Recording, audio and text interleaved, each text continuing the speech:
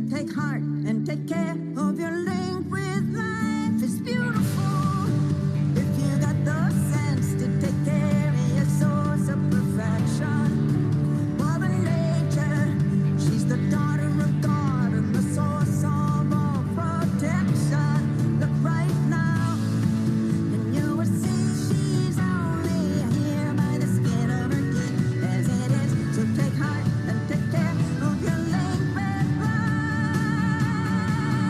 Carry it on. Keep saying, and playing.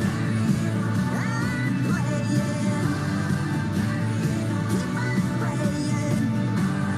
Carry it on. Saying, come on, keep playing.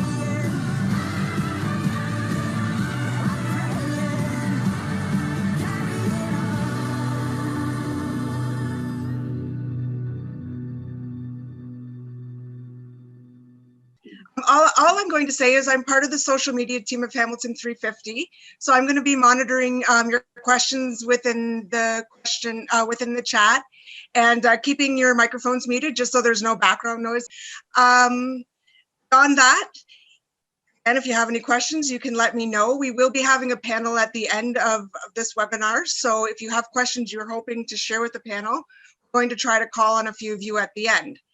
Beyond that, I'm going to turn it over to Alex. I just want to thank everyone so much for coming tonight, for coming virtually. I think a lot of us are noticing, especially since this past December, that conservation matters are really on the mind when it comes to this provincial government. We've seen lots of changes in rapid fire. And unfortunately, even throughout this month, there's been so much going on, whether it's, we saw what's happening with Duffins Creek right now with Schedule 3 of their broadband bill, which is allowing them MZOs to go against provincial planning. And we're going to dive into that later. But I think it really started for us when we saw hundreds of thousands of Ontarians speak up regarding cuts to conservation authorities, changes to how they were going to operate, and real lack of democracy. And we as folks at 350 said, well, we have to watch what's going on. It's clear that this is where the Ford government's attention is. And so that's kind of what we're hoping to share with you in these monthly webinars, is an update about what's going on and linking some of the pieces, because we noticed that the media, well, they especially have now started covering some of these environmental attacks from our provincial government. The real links are still between all of these different struggles are still not being made. So what we've been doing is we've been making the connections between what's going on in Stratford, what's going on in Pickering Ajax, what's going on here in Hamilton, and what's going on in Simcoe throughout the GTHA and really throughout Ontario. All of these struggles are connected through our provincial government. And what's working for some groups on the ground, we can definitely learn lots. So Dawn, one of the things we've done, yep, we can see Jim. Okay, good, thanks. One of the things that we've done is start our Conservation Watch program. Could you tell us a little bit about what that is and why we're watching conservation authorities? Yes, thanks, Alex. And this is an initiative of Hamilton 350, but we're hoping that it will spread across the province.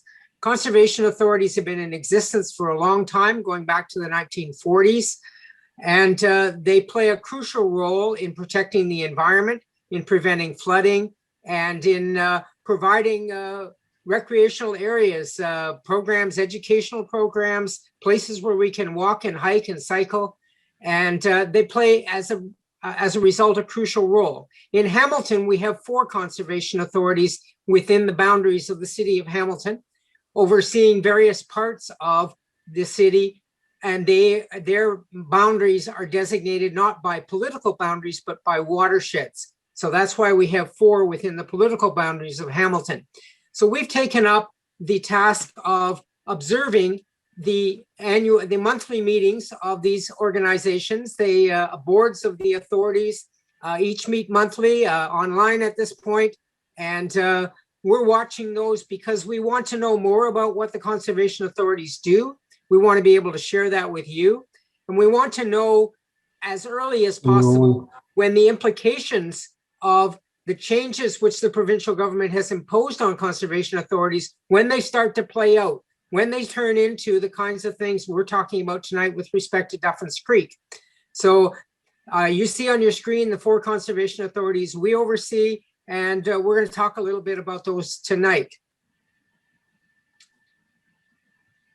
Yeah, so one of the things that we've heard from a conservation authority meeting since we've started tracking is specific to the changes in Bill 229 Schedule 6, which really pulled out the carpet out from under conservation authorities in terms of how planning works and who is allowed to be at the table. And we're still figuring out what those changes will mean as they're figured out via regulation. One of our watchers this month reported that staff and board members at one of the conservation authorities are talking about the province's changes as ridiculous, confusing, and divisive. As someone who's attended some of the Hamilton conservation meetings, this tone carries through.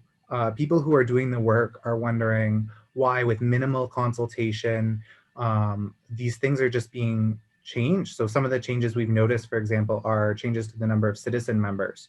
So municipalities have to allocate 70% of their seats to local politicians, but unless you have 4 spaces or 4 seats for your region, so for example, the Grand River Conservation Authority has too many municipalities to ever get to that, there's going to be no citizens in the Grand River Conservation Authority.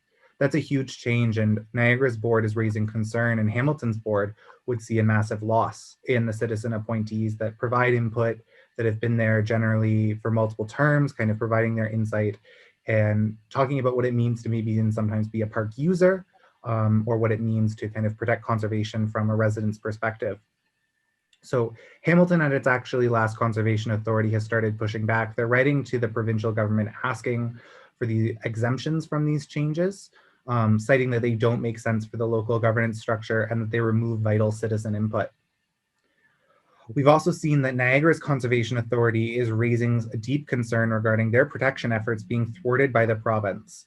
And Dawn, would you care to tell us a little bit about that from your experience viewing the Niagara Conservation Authority meeting?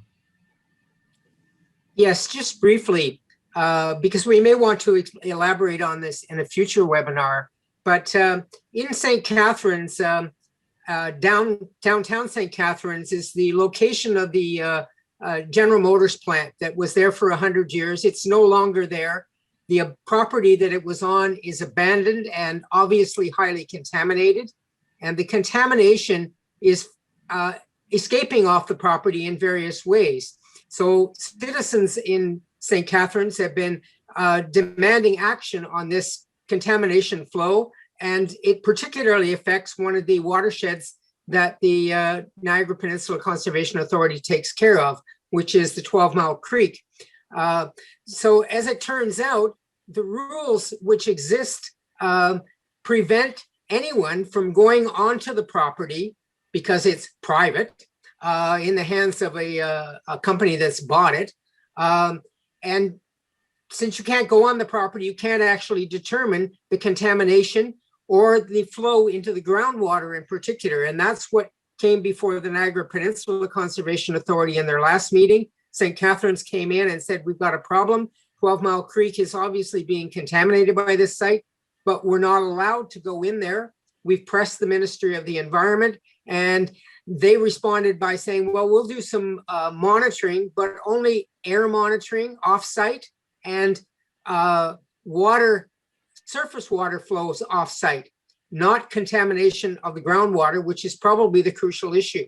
And that certainly got a pretty angry response from the Conservation Authority vice chair in particular, who suggested, we don't know what's going on here. This could be a love canal. So we're going to try to go into that a little more next time, but it's a significant issue, and the Conservation Authority's hands are tied by provincial rules that say nobody can go on this private property unless the private property invites you there, or the private owner wants to redevelop this into something else. Then maybe we can look at the contamination. Meanwhile, that contamination is obviously affecting people off property and watersheds off property.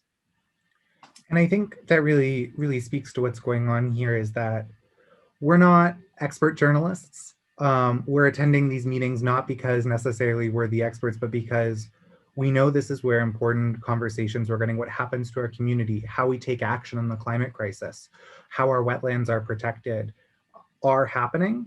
And unfortunately, we're not seeing the local media coverage we would like, especially with such sweeping changes at the provincial level, or even just outside of these provincial changes, we're seeing a huge increase in demand. All conservation authorities are talking about how their usership is incredibly up, with people really wanting to get outdoors with COVID-19. I know I've basically been living in the Dundas Valley Conservation Authority when I'm not at work. So I think there's some real challenges and opportunities facing our conservation authorities. And for folks tuning in outside of the Hamilton area tonight, if you're interested in getting involved in attending a conservation authority meeting near you, we really recommend it. And us at 350 are happy to help with that, because we believe this is where citizens should be watching, especially as the province tries to take our voices away from these communities and these boards. So some of the other things that are going on this month, and we're going to go a little bit faster, kind of just keep you up, but one of the big things just happened in Hamilton just this week, Dawn. Yes, we had a very good example of citizen engagement and activism. The City Council in Hamilton is discussing its growth strategy.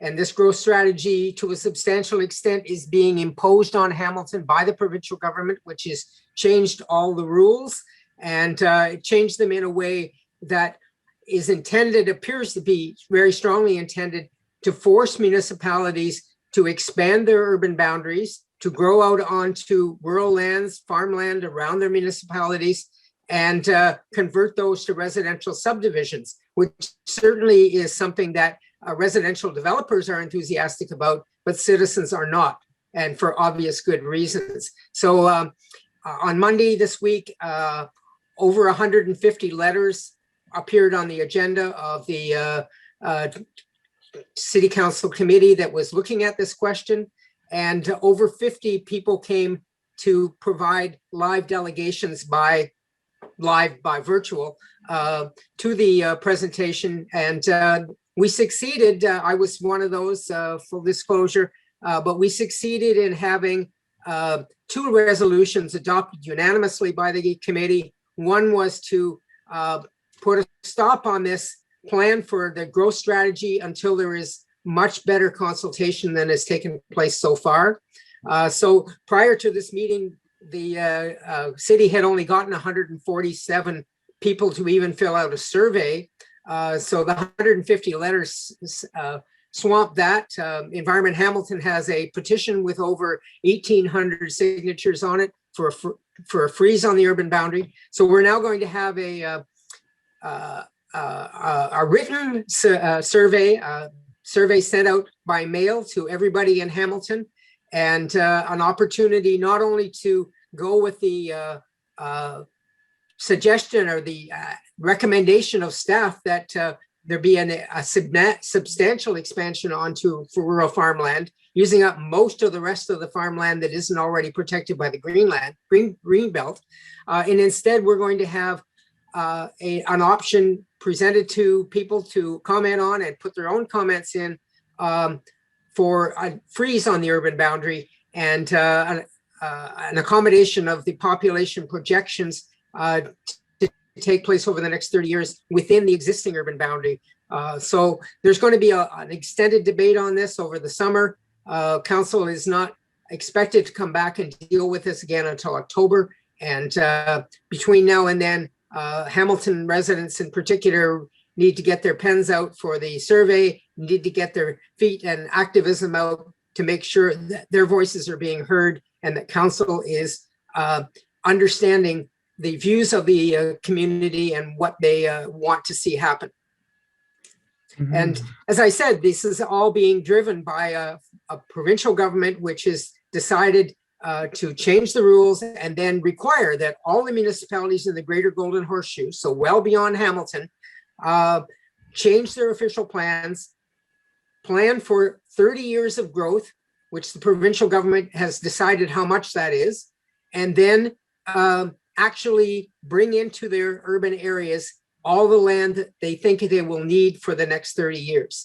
It's a huge land grab, and it's intended to be done by the time of the next election, next year, next spring, and then be irreversible, essentially.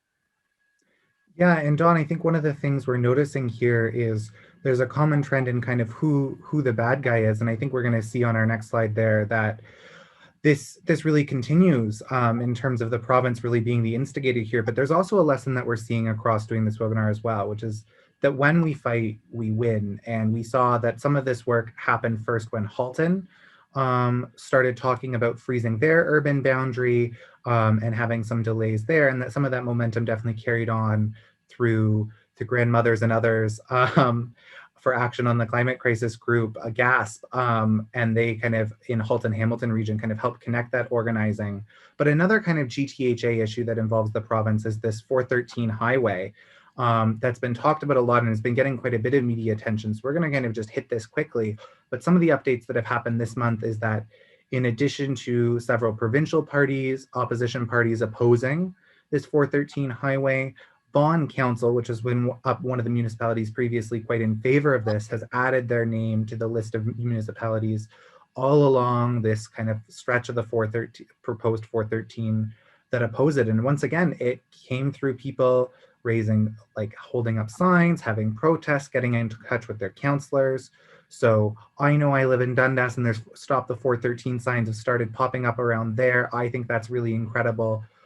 We are really seeing in Ontario this interregional solidarity between environmental groups, and that's something we're hoping to kind of keep fostering through this. So another one of the issues that we talked about last month was the Get Concerned Stratford group saying no to a glass plant.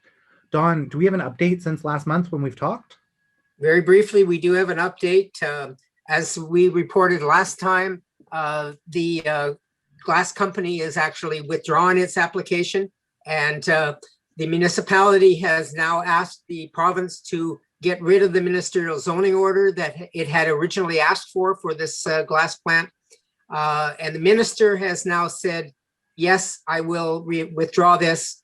We will get rid of this ministerial zoning order for Stratford.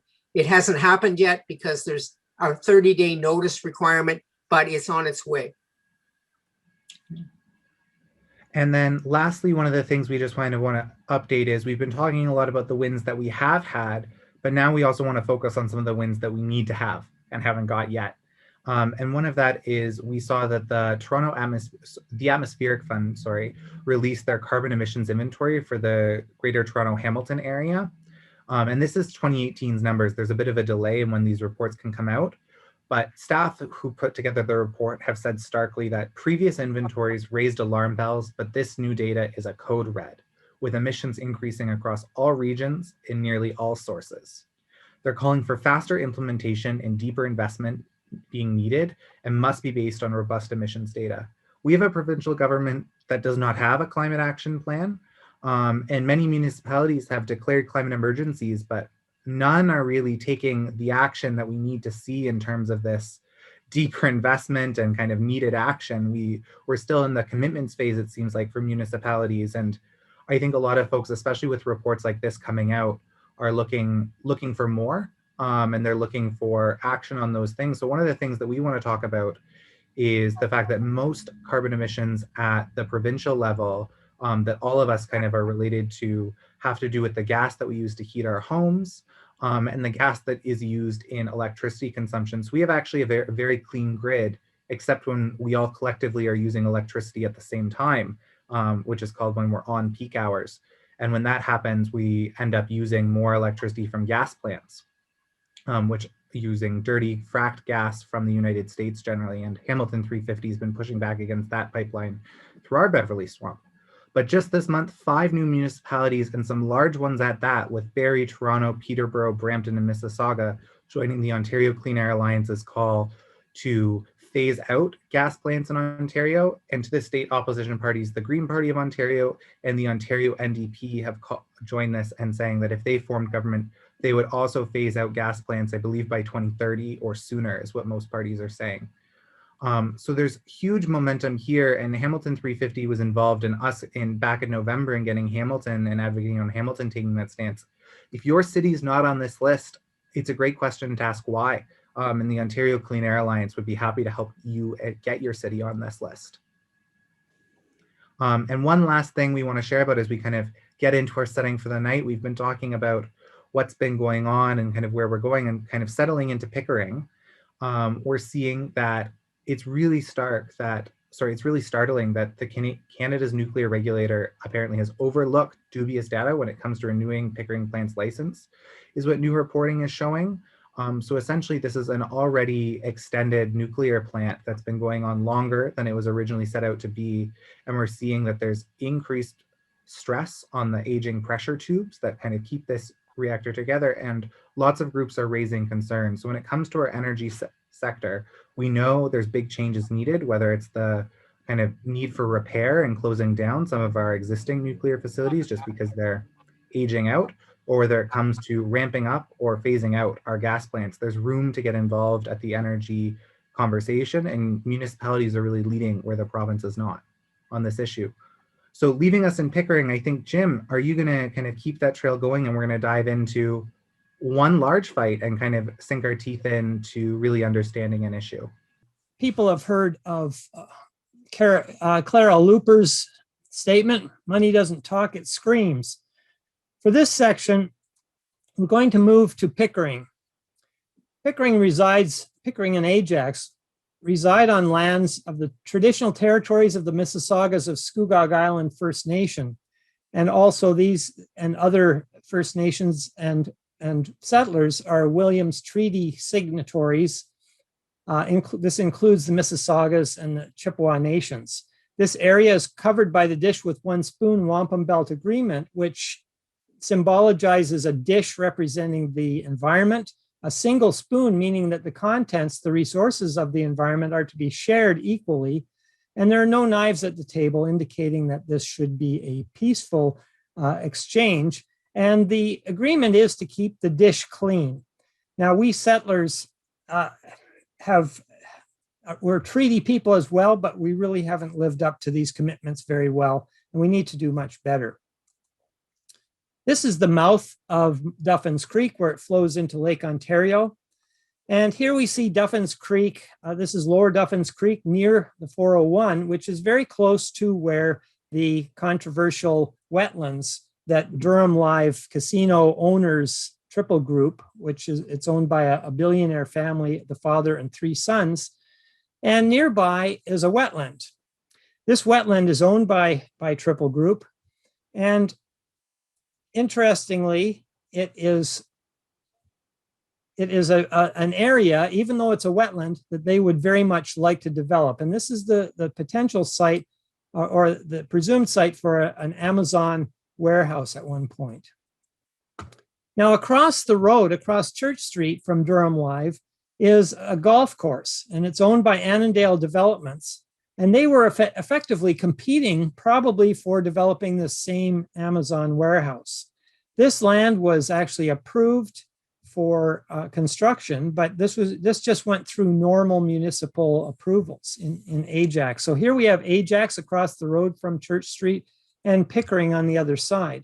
This is a picture of the golf course, and was potentially able to house or to allow this large footprint warehouse. On October 30th, 2020, the Ontario PCs approved a ministerial zoning order granting permission for constructing a warehouse on the wetland area, surprisingly. And the issued MZO was issued with the unanimous approval of the Pickering Council. It was opposed by Ajax Council. Before the MZO, Triple Group owner and sons contributed about $15,000 to the Ontario PCs since they were elected. So between 2018 and 2020. And they also supported the campaign of Dave Ryan, the Pickering mayor, and Sean Collier, the Ajax mayor. And then 8 days before the MZO legislation was actually introduced, the Triple Group sons donated a further close to $5,000 among the three of them to the PCs. Earlier, when TRCA signaled that it would not approve the project, despite this MZO, the Ford government passed legislation in December of 2020, limiting the powers of all conservation authorities. Granting an MZO on a provincially significant wetland breaks provincial planning laws, so the Ford government very recently packaged a retroactive change to planning legislation hidden in a bill about rural broadband. The provincial law stated that development shall not be permitted in significant wetlands. The retroactive change means that this law does not apply to MZOs, likely an attempt to shield the province from a lawsuit filed by EcoJustice representing Environmental Defence and Ontario Nature. Sean Collier, mayor of Ajax, argues the golf course is more suitable, and Dave Ryan, the mayor of Pickering, who received almost $5,000 in campaign donations from Triple Group, sought the MZO supporting Triple Group. Rod, so here's Sean Collier, and here's Mayor Ryan. Rod Phillips, who was previously finance minister when this was first proposed, is representing Ajax, and meanwhile, Peter Bethlen-Falvey, who received $1,200 from the minister, he received $1,200. Minister Clark received about $1,000, and Doug Ford received about $1,200 from Triple Group. The current finance minister is representing Pickering, where the warehouse was to be built over top of this wetland, despite the ecosystem services that would have been provided by that wetland. So this lists a few of the ecosystem services. I'm not going to go into depth on these. I think many people involved in this know all about the ecosystem services. And but it should be noted that expert estimates for ecosystem services value wetlands in southern Ontario at about $14 billion per year. And it has been estimated that this particular Duffins Creek wetland is valued at over $3 million per year. So that money is money that would benefit everyone around the area, as opposed to money that might go directly to Triple Group that would benefit people, just individuals on their own. Now here we see the famous shoe protest, where over 920 odd people were represented protesting against this MZO. And we actually have Devin here to speak, and Ali, I understand, is in the audience and may pipe up as well. Local citizens, including Environmental Action Now at Ajax-Pickering, and other groups, including Environmental Defence and Ontario Nature, oppose the destruction of the wetland. On March 6th, 2021, a large protest of around 200 braved the cold and the wind.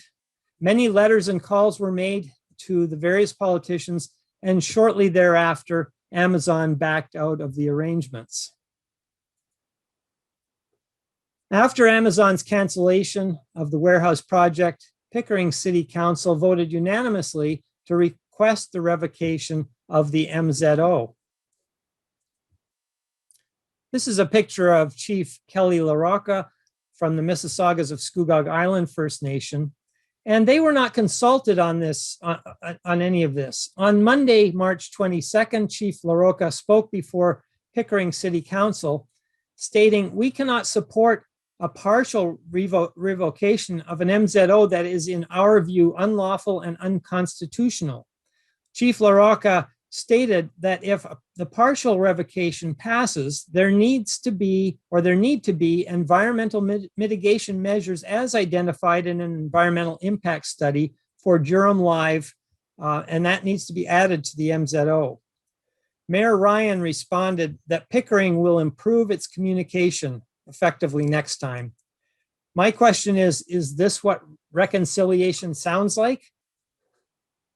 I would think not. Now, I'm going to have to get out of this show for a moment. As you all know, we are here protesting the MZO development on the wetlands. We are here protesting taking away wetlands, which leads to environmental change, climate change, and flood prevention. At that. saving the wetlands is important. This is a provincially significant wetland, so it's important to stand up right now. Well, I happen to be a recently retired CAO of one of the conservation authorities, and so I feel badly.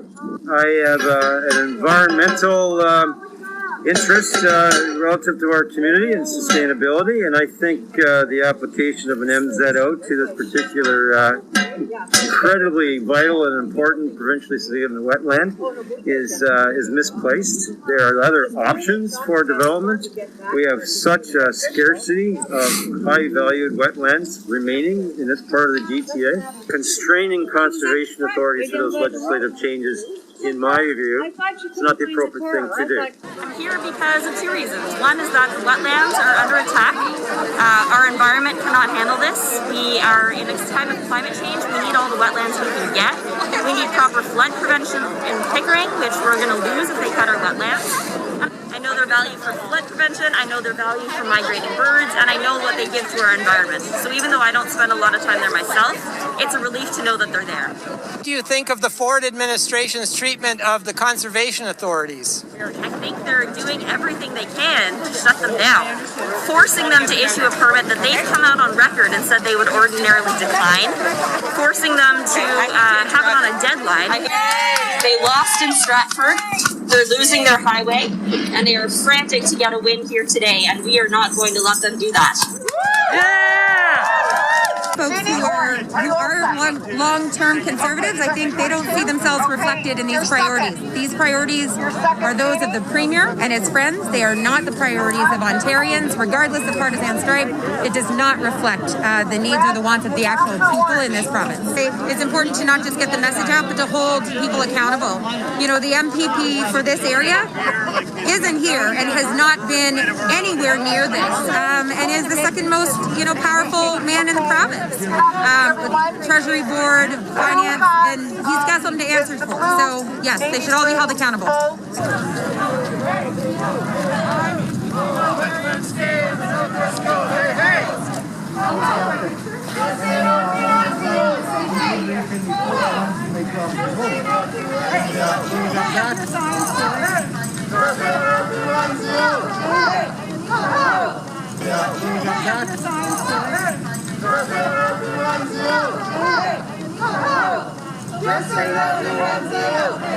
Really, this is part of the government wish list, to help out their friends. And as you can see, people won't stand for it. So hopefully we can reverse course before it's too late, before they continue to do so much destruction in the province.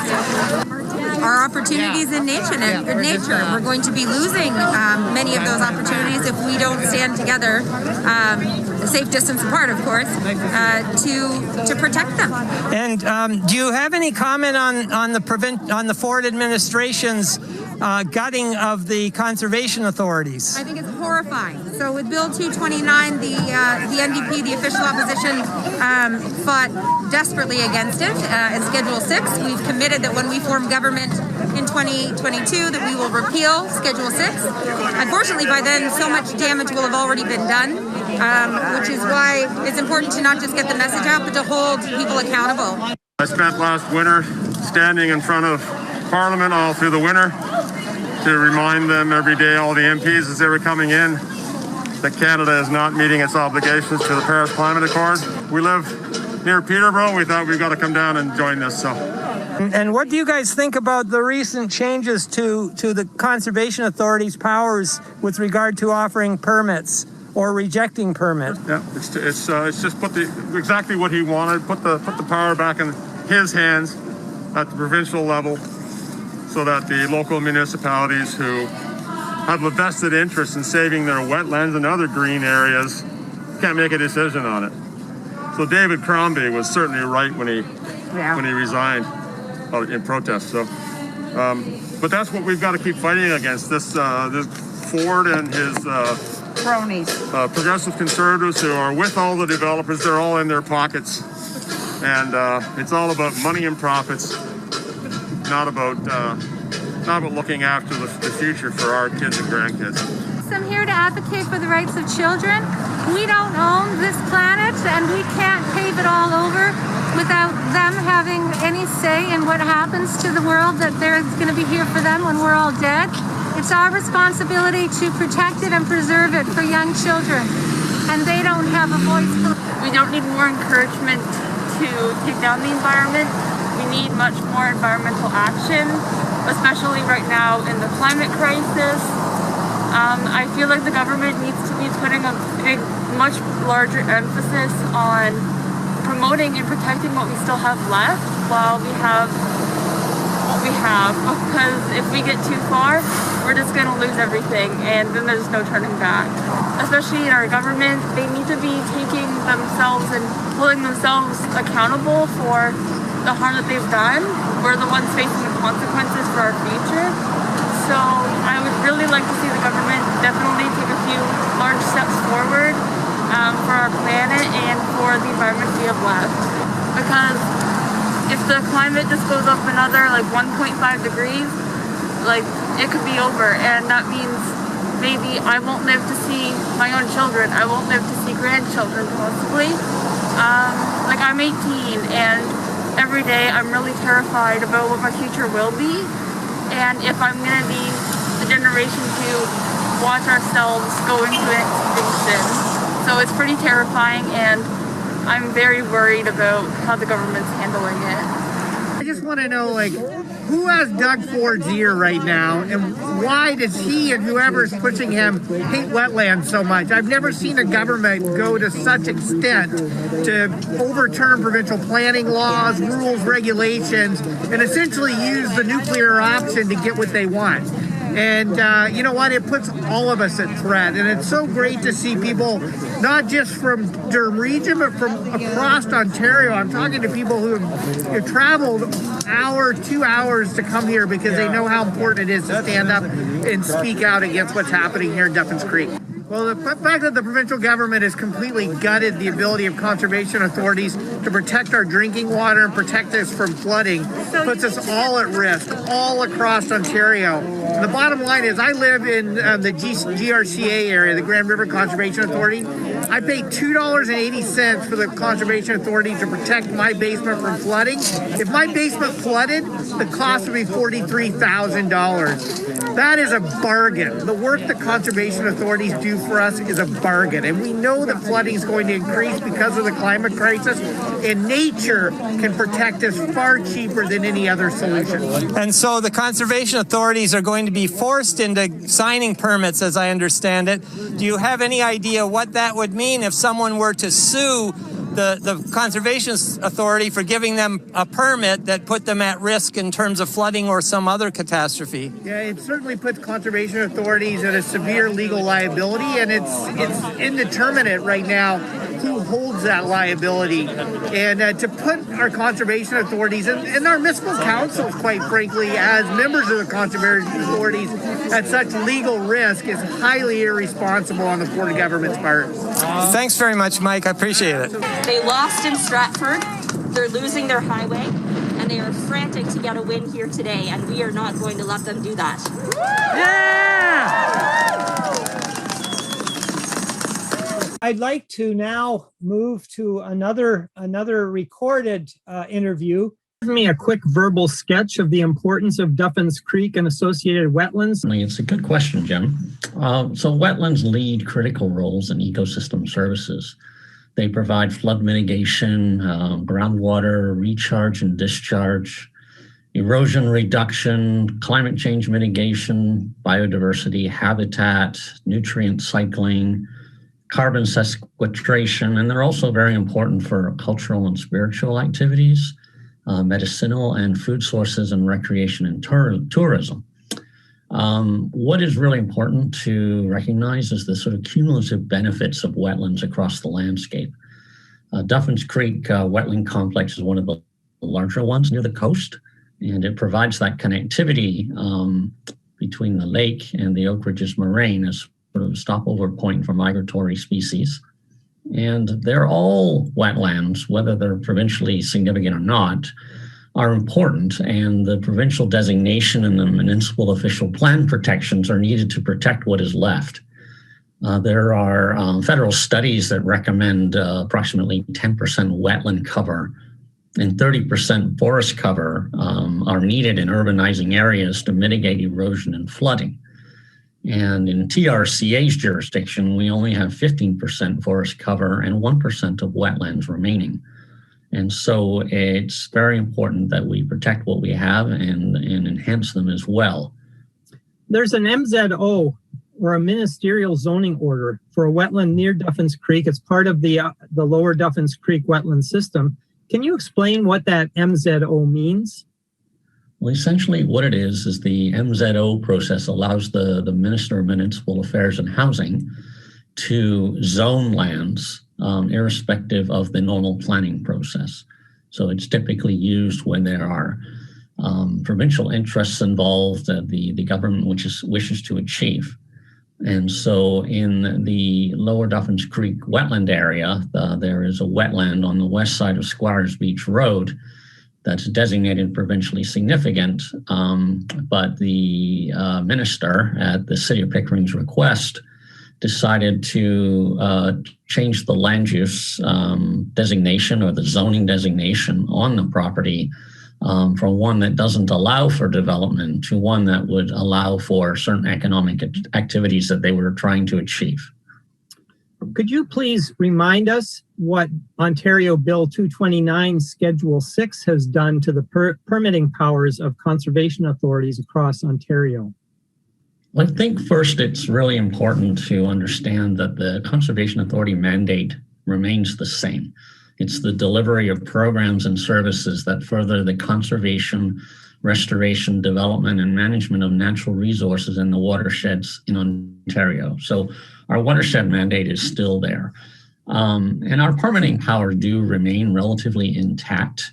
We do and we will continue to issue thousands of permits every year. And changes to that process will be refined through new regulations that are being prepared by the province through a consultation process that they are holding.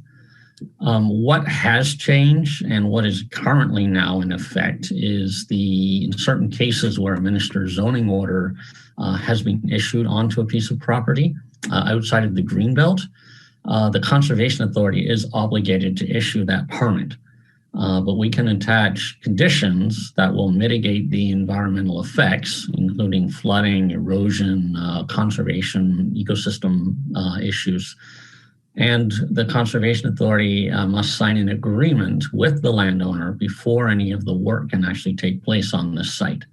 And that agreement can then address ecosystem compensation. So it really is a process whereby the Conservation Authority is essentially being told you must issue a permit, but then we would have to make our best efforts to try to mitigate any of the impacts. And in some cases that may not be possible, but the permit still needs to be issued. And then if the landowner does not support the conditions that the Conservation Authority applies, they can appeal that to the hearing board of the Conservation Authority.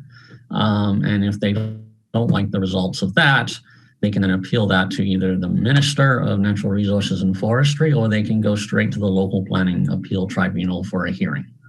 So given this, do you think that the bill, the Schedule 6 Bill 229, in combination with MZOs, could put some Ontarians at risk of flooding?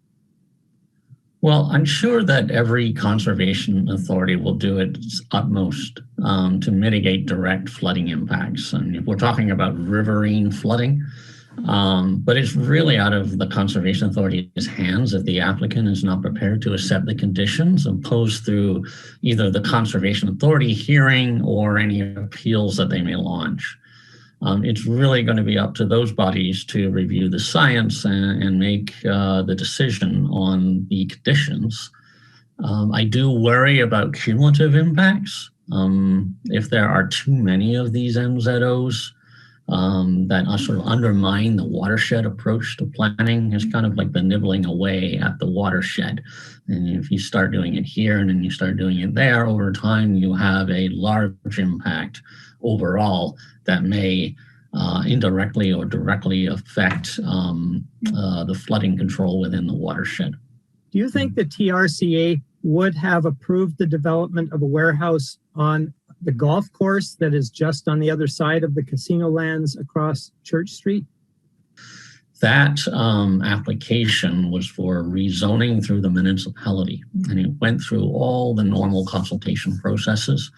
And the landowner and the TRCA and the town of Ajax worked very closely to ensure that the natural heritage system, the floodplain, the provincially significant wetlands were all protected as part of that zoning application, and the appropriate buffers would be provided.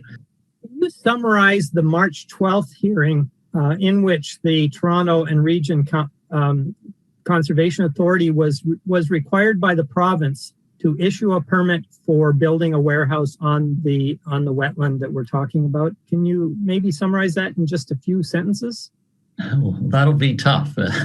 It was one of the most challenging days for me in my career in the environmental planning profession. But essentially, we watched the hearing board through the whole mandatory permit process as it related to MZOs. We walked them through the actual application to develop on the wetland and to do the sort of base grading in preparation for the development. And we described the importance of the wetlands and addressing flooding and erosion. And then we presented the conditions, and there was some back and forth, on what the language of those conditions should be and whether the developer was willing to either accept them, requested modification, or rejected them outright. And then I provided a summary of the many pages of public comments that we received, just so that the hearing board had an understanding of what was happening in terms of the public's concerns about the development.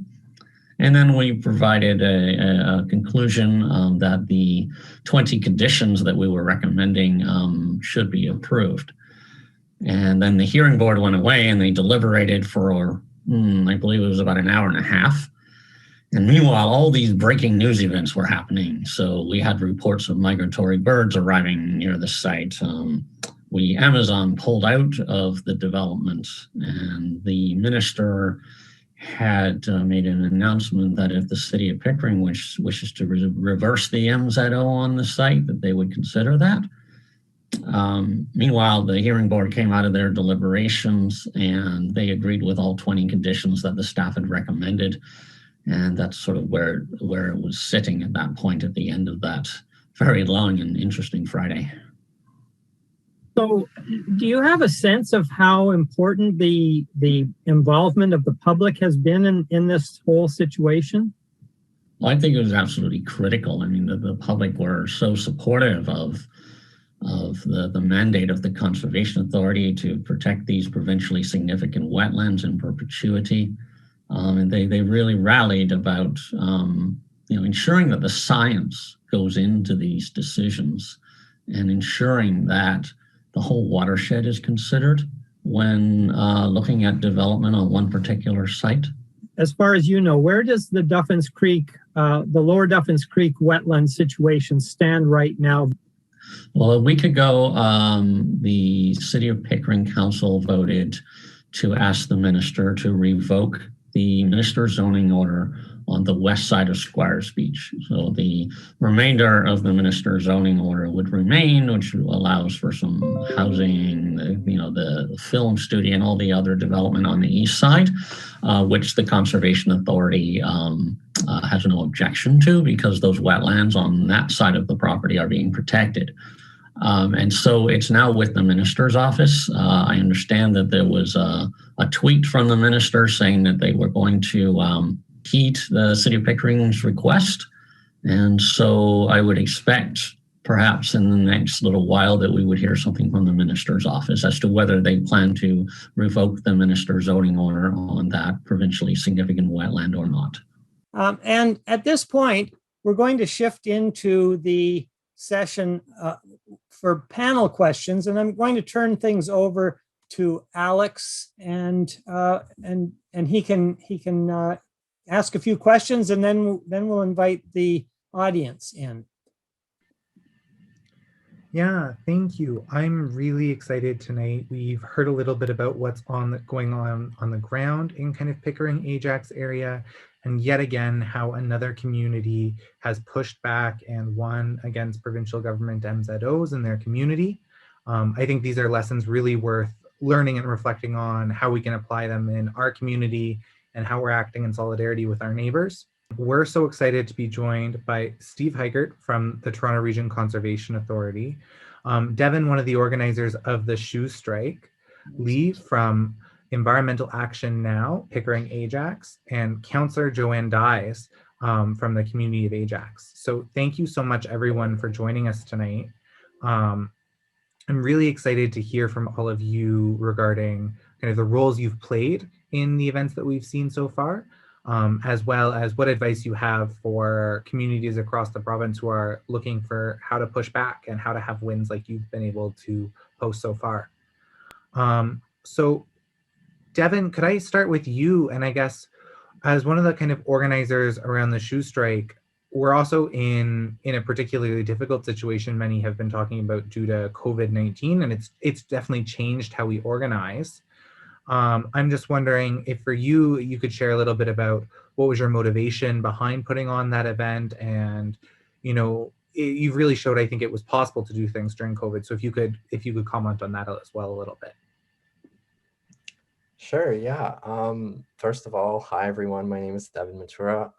I am a Pickering resident and currently an online university student. I study environment resources and sustainability at the University of Waterloo. I am currently 4 weeks away from finishing up my first year. Kind of exciting throughout a pandemic. I mean, we've all had our ups and downs, so it feels nice to start the summer soon. But throughout Ali and I's sort of work on this issue, when we both heard about this, Ali resides in Guelph because she lives with her roommates up at the university, and then I am in Pickering. So we were both separated, and then we got to talking, and we were like, we need to do something about this because it's something that's in our community, and we live just 5 minutes away from the Duffins Creek wetland. And we were like, there has to be something or some way that we can sort of advocate for our community and for community members. And so we got to just start talking to other people. We talked to our former high school and their environmental council. We talked to other youth in Ontario and some of our university friends. And then Ali and I came up with the idea of doing this shoe strike instead of having real people, we had them donate shoes. And this was sort of a really good way to still have the outreach and also show the symbolicness of that there's 920 shoes outside of City Hall. That's probably the amount of people that would have been there if there was no pandemic. And maybe a little bit more because we got shoes from all across Ontario. Some were from Prince Edward County, some were from Guelph. Toronto. It wasn't just Pickering and Durham residents. So I think that was something that really motivated us, was just to get out there and to do something. It was hard because of the pandemic, obviously, for obvious reasons, but we were like, we had to do something that was safe, and we sort of looked for ideas, and then we decided, let's do this, and then let's contact the media and let's get support from the Environmental Action Now Pickering and Ajax group and from our community, and we did just that, and then it worked out pretty well because we got 920 shoes donated to a shelter downtown that was in need of winter shoes, and then we donated to this foot clinic called Bioped, and they have a Souls for Souls program. So they send a lot of their shoes out to Honduras and Haiti and countries that don't get a lot of proper footwear especially for children and stuff like that. So we thought that was a really good way to also give back to our community instead of just what are we supposed to do with a bunch of shoes after. So yeah, I hope that answered your question. Yeah, it definitely did. Thank you. And I think it's really, a lot of folks, I think, have felt very frustrated during these past couple of months, seeing so much happen. And I think many people have thought to themselves, oh my goodness, like I have to do something about this. But I think we've all many ways we've been able to connect around ideas in ways like we've never been before, we still feel very isolated when it comes to taking action. So I think it's really inspiring to kind of hear these stories of success and kind of learn from them. And hopefully folks on the line have some questions after to kind of learn more about how they might kind of take lessons from that. Another group that you worked with was Environmental Action Now Pickering Ajax. Lee, are you on the line? Hi, Lee. I guess one of the questions I have for you is kind of similar, I think, to the shoe strike. Media attention was really important.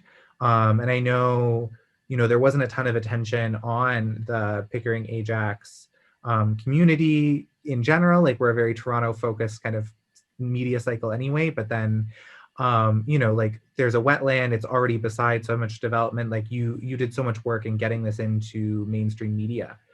Could you talk a little bit about some of the actions you took and how you kind of kept the pressure on for such a sustained time? Yeah, for sure. I mean, I think that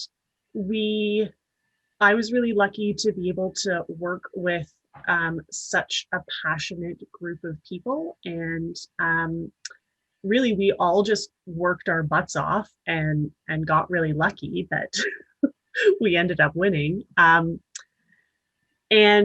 the best part about our group of folks is that we would kind of just brainstorm ideas and go for it. So as opposed to other environmental campaigns that I've been on, where there's a lot of planning going into kind of kickstarting and getting things rolling, this one was very much react to what was happening now. And I think that made our actions really authentic and powerful in a way that was able to grab media attention. We also had amazing folks on the phones contacting media constantly. So everything we did, we let them know what we were doing. And so, yeah, I think making sure that we were keeping folks in the know of what was coming up and what we were doing. Sharing photos was really powerful, especially on social media, and managing and keeping up a social media presence takes a lot of work, and there were lots of good people behind that work for us. And the other piece is that it's a bit of a snowball effect. So once we got that first press coverage around the blockades, which I can't even remember, it would have been in February sometime, I think. And, it was something flashy. It was something that people weren't doing. And it was definitely something that would catch people's attention. After that, we moved into the shoe strike with Devon and Ali, and that again was something that was really interesting, a really powerful action that looked good in photos and was really just kind of a new way to engage people. And so we just kind of very authentically kept on having different ideas and different actions and different sets of people were working on all of these things simultaneously. And and we just let the media know. And so it worked out really well for us, but it was definitely a lot of work. Yeah, I know. I think Emma might be on the line. I was talking to her a little bit during that week, and it's just so much energy that goes in. And I know, Councillor Dyes, I think you've spoken to Jim about being kind of quite supportive of all the work on the ground, and that the public really had a say in this and kind of put this on the agenda. As a city councillor as well, kind of, how do you think elected officials, given that so much of what's happening right now is coming from the province, what kind of steps do you think elected officials can be taking in lockstep with their communities to support kind of important movements like these? Well, exactly what you said. They need to support that.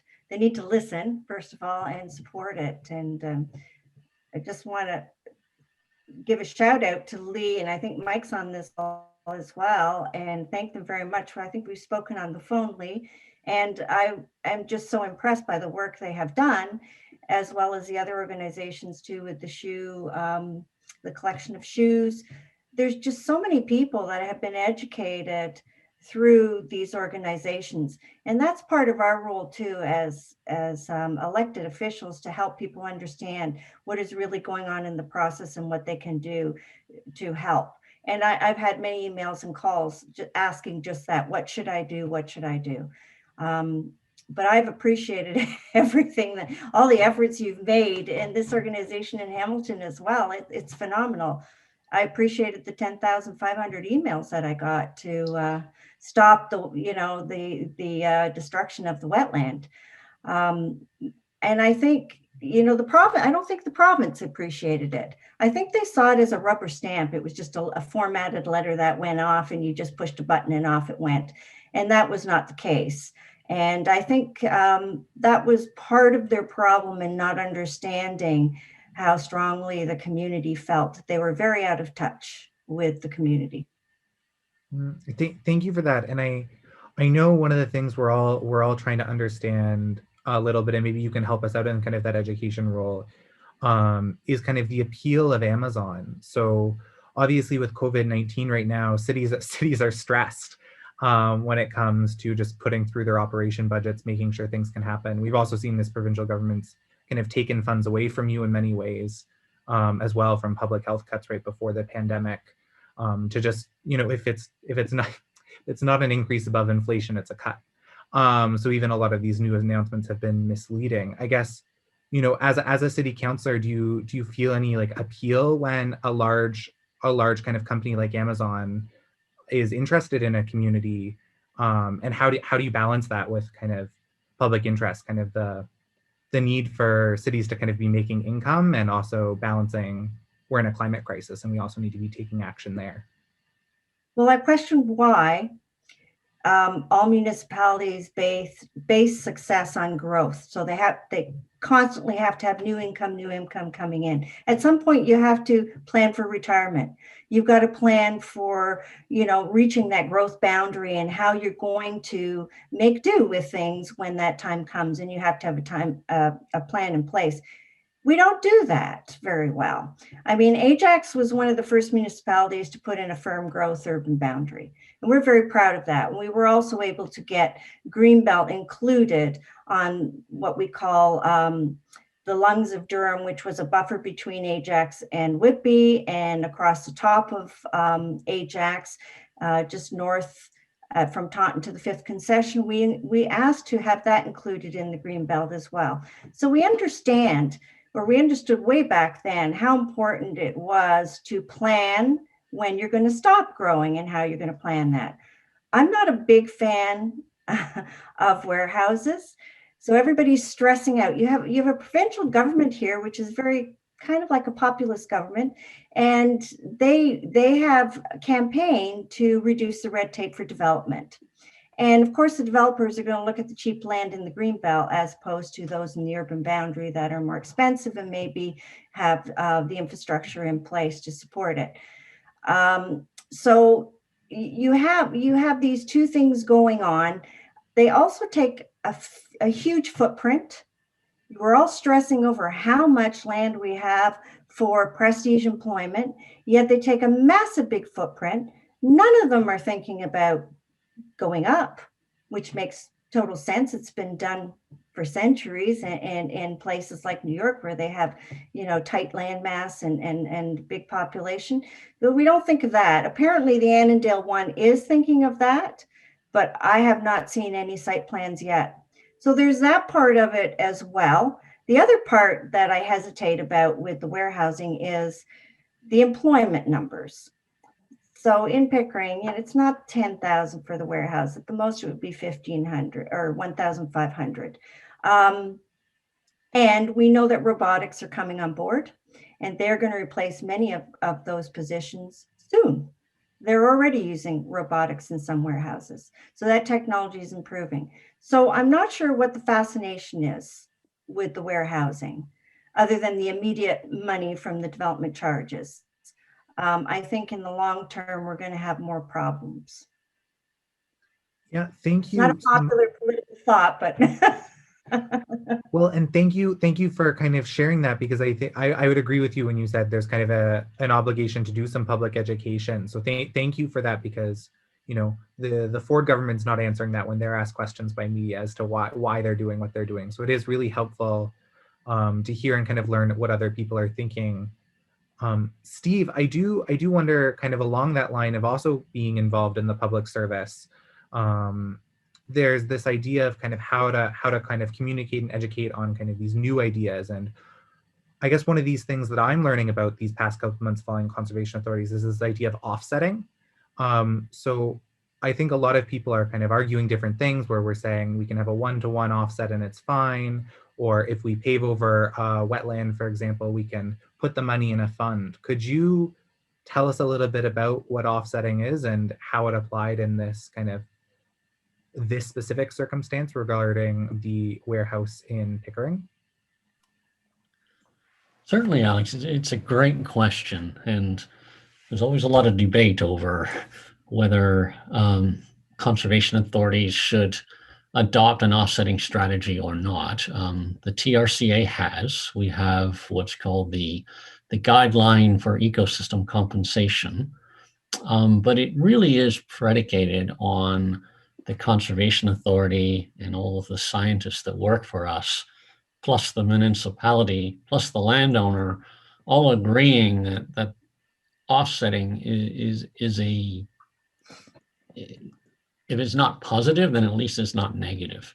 And really, it's only designed for situations where you might have perhaps a degraded feature on a development block, that if that feature was replicated, enhanced in a similar location nearby that contributed towards a larger natural heritage system, that might actually result in a net benefit to the natural environment, while allowing the development to go ahead without the constraints. It's typically used when you have a piece of property and it works better if it's a square, but it's actually doing something like this and it's a zigzag.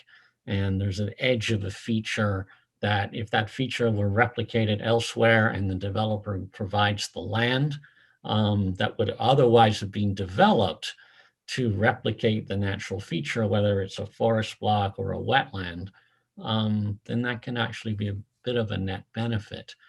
In terms of the one-to-one offsetting, wetlands are generally, if you have the water, a little easier to replicate, because the functions that they provide, again, if it's small enough, can generally come back fairly quickly. It's a matter of years or months. But other things like woodlots, for example, where you may have more mature vegetation, it takes a long, long time for that to come back. So to replicate the function of that woodlot, you generally need 3-to-1 or 5-to-1, depending on the density of the feature that would be lost. So when we're speaking of 1-to-1, there's generally that's used for wetland replication and much higher land values or land size for replicating forests.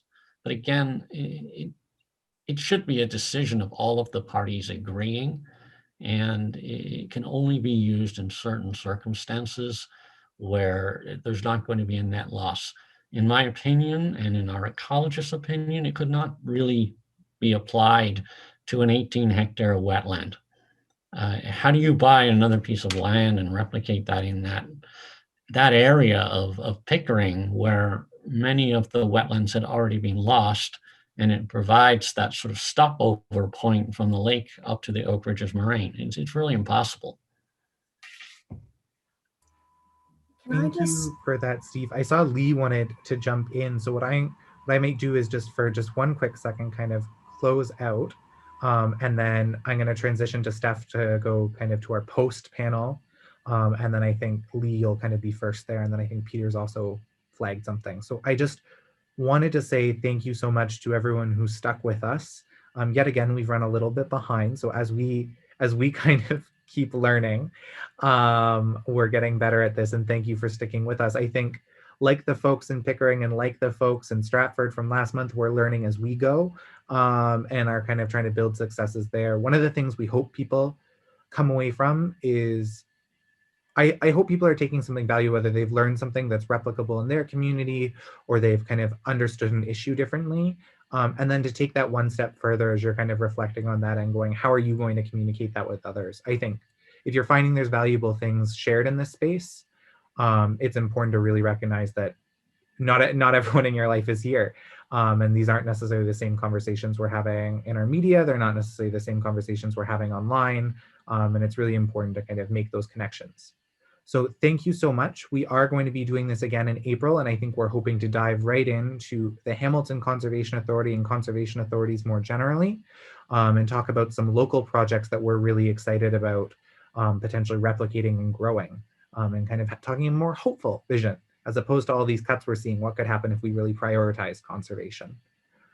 So thank you again to everyone, and I'm gonna pass this on to staff for some of the things I've admittedly probably forgotten to do. Not a problem. Thank you very much, Alex. And thanks so much to everyone, especially the panelists who were able to share some information with us that we may not have known before. I shouldn't say especially, because I would also like to thank everyone that was involved in all the campaigns to save Duffins Creek and to stand up to say no to MZOs. That's wonderful. So thank you so much. And thanks to everyone who's came out tonight, whether you're either of those things. Now, Lee, I apologize if I'm pronouncing it wrong, but I see you had something you wanted to add, I think, to what Steve was saying. So I don't want to move on from that before you have something, like before you share what you were going to say. And then I'll go into questions from the audience for the panel. I'll keep this short. I just wanted to say that I think offsetting is a really dangerous topic. I think that the way that Steve was describing it and the way that it is used in conservation circles is very different from the way that developers use it. And so that's one of the reasons why it becomes such a controversial issue. Because developers just look at parcels of land and say, you know, one-to-one stamp good.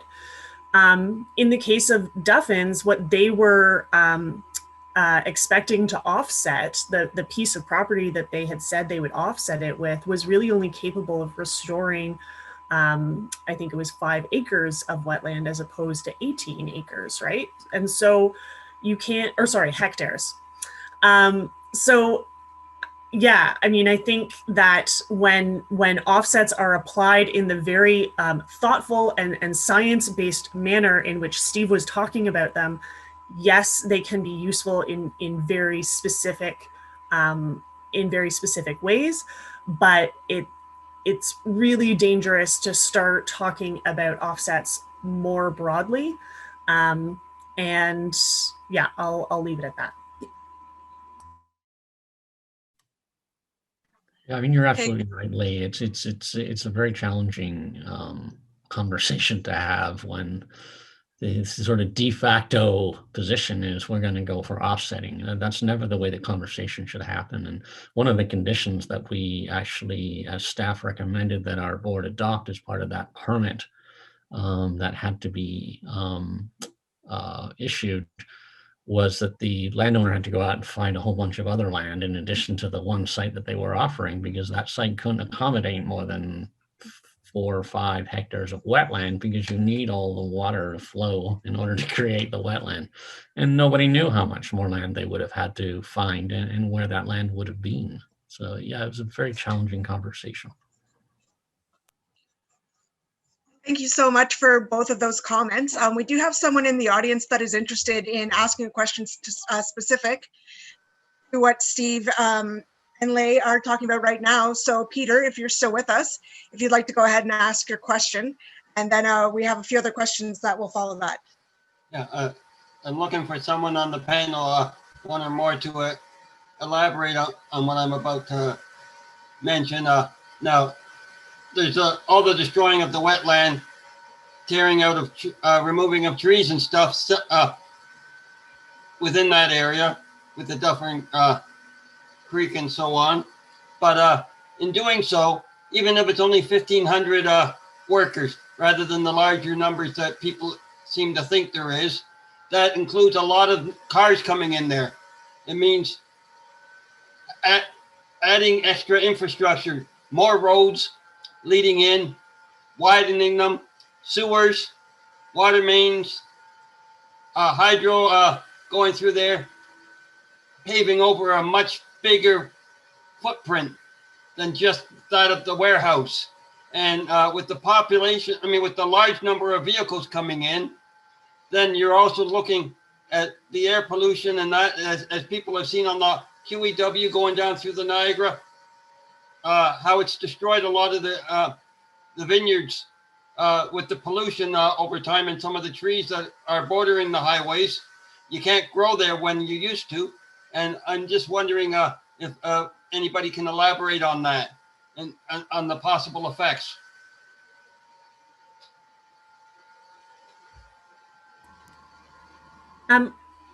I can jump in and say that so when Pickering Council asked to revoke the MZO, they really only asked to revoke part of the MZO, and specifically the part that has the wetland on it. We at ENAP are very worried about what development of the land surrounding the wetland would do to the wetland. So yes, this is a win, but it's not necessarily over. There are still issues remaining. There are no immediate plans to develop that area surrounding the wetlands that the public knows of. But I think it's going to be really interesting when they do propose development, because I think it will obviously impact the wetland. And this is already a degraded wetland, right? It's threatened with invasive species. It's right beside the 401. It's threatened with noise pollution. And so, yeah, these are all issues that are constantly impacting this area in particular. And what we need to do is start restoration and start rehabilitating the area rather than building and paving around it, because that's not going to help it long term.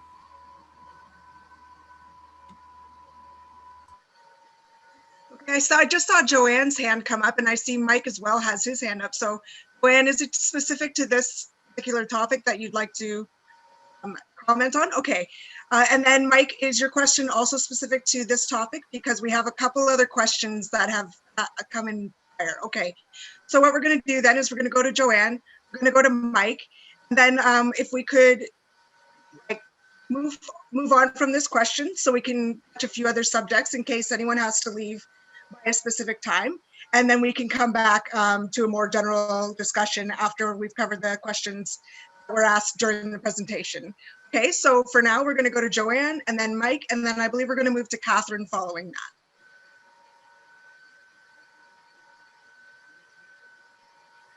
Muted, Joanne. Mic on, yep. You think we know by now.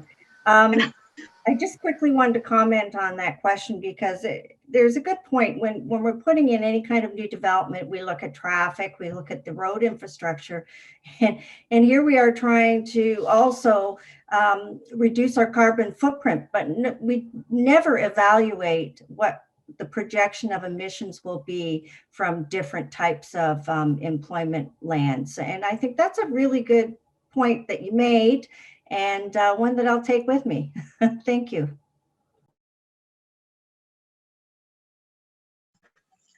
Thanks very much, Joanne. Mike, do you have a further question?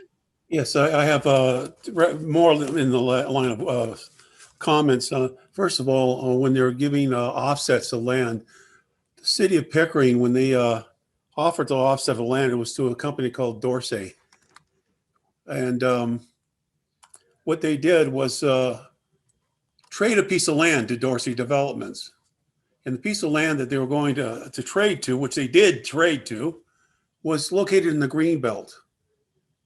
So we're looking at a piece of land that the city of Pickering wants to develop upon, which is the wetlands, and they offer another piece of land that is in another protected area. that Dorsey's development for their land was offered a piece of land in an undeveloped area in Pickering, which is on White's Road above Taunton Road. This land had not been developed yet. It's scheduled for development, but they said, okay, we'll give you a piece of land there in trade for your greenbelt land. So what you've got on top of this is that, first of all, the piece of land they're going to give up in the wetlands, pardon me, up in the greenbelt is a smaller piece of land.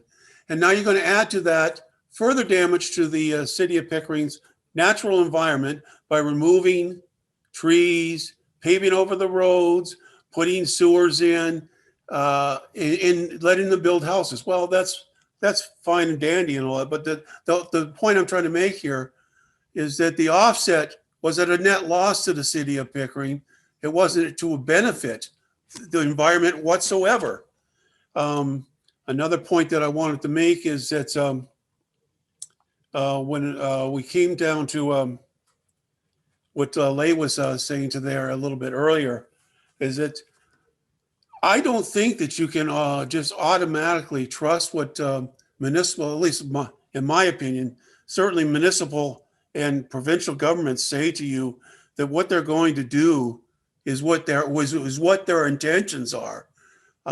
My experience, which is vast dealing with city of Pickering, when they say something, I would say, look behind the lines and see what their real intentions are.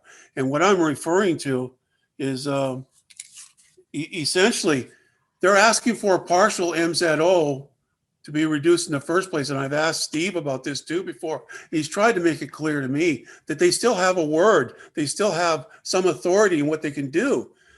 But what I'm saying is that the MZO that they're leaving in place eliminates Mr. Hugert's voice. Yes, he can say what he wants, can do what he wants, but can he enforce what he wants? He can say, I'm going to, you're going to have to be at one point forced to sign off on what the city of Pickering wants and that. And what they're really concerned about is a bridge over the 401, which in its landing is going to land on wetland areas in the city of Pickering. If you look at the map, it's to the east side of,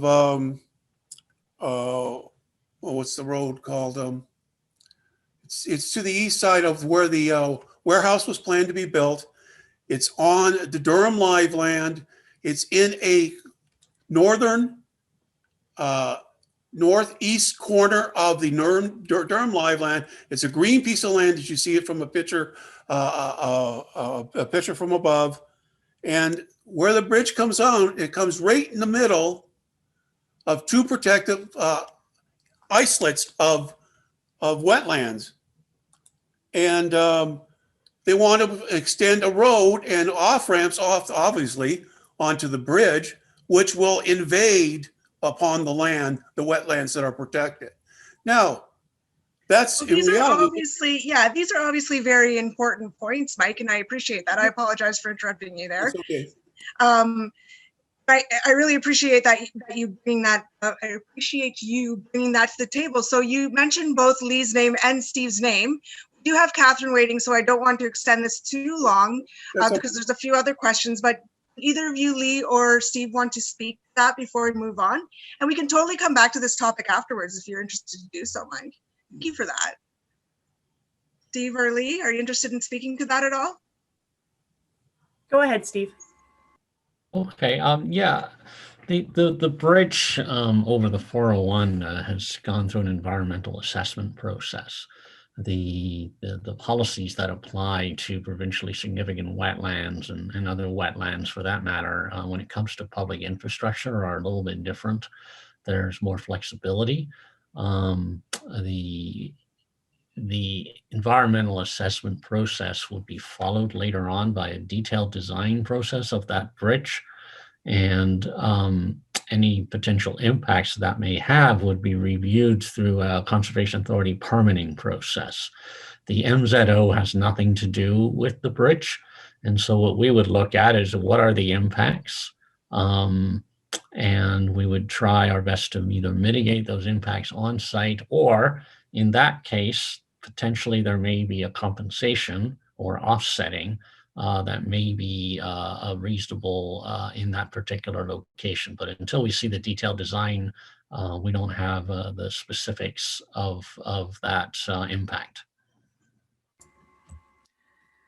Yeah, and I'll just quickly speak to this idea that the TRCA really has very little authority over this issue, which when it comes to MZOs and the proposed development, so I'll leave the bridge aside, it is very true.